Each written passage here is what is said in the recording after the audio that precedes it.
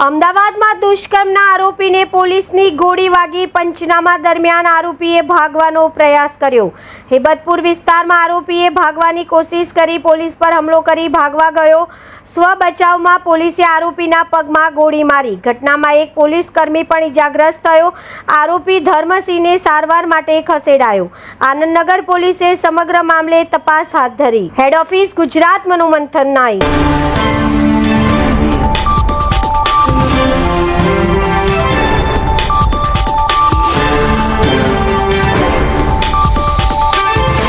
રેપના બનાવ બનેલો હતો।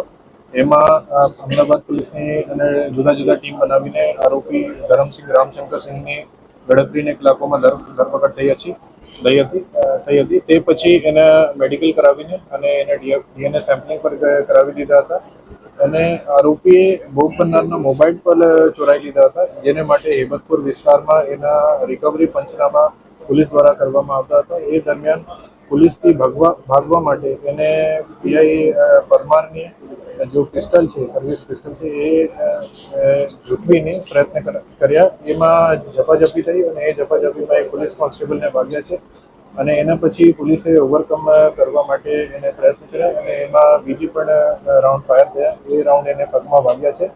પોલીસ કોન્સ્ટેબલ અત્યારે સ્ટેબલ છે અને જો આરોપી છે એની પર સારવાર ચાલુ છે અને એ પછી બોડક બે પોલીસ સ્ટેશનમાં 308 અટેમ્પ્ટ ટુ કલ્પેબલ હોમિસાઇડ આગળની એફઆઈઆરની કામગીરી અત્યારે ચાલુ છે। પોલીસ કોન્સ્ટેબલ વિરેન્દ્રસિંહ છે અને મેં કહ્યું કે એને ઝપાઝપી દરમિયાન એક રાઉન્ડ ફાયર થયા।